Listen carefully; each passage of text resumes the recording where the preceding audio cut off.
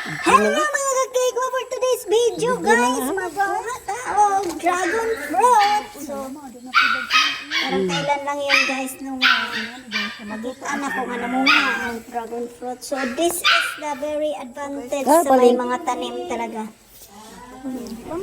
Diba? May isang bunga dito guys na dragon fruit. Kukunin na natin kasi hinog na siya. So, kulay nito guys is kulay red. Kasing kulay ng aking suot. So, ayan na. Kanyan na pala mag-harvest ng bunga guys. Very easy. May rila pang kotse. Pag may tinanim, may aanihin. Pag may tinanim, So, mayroon pa tayong nakita dito na dalawang bulaklak. So, one day, maging malaki na rin yan. Ganito pala yung tsura ng bulaklak ng dragon fruit. Ayan siya.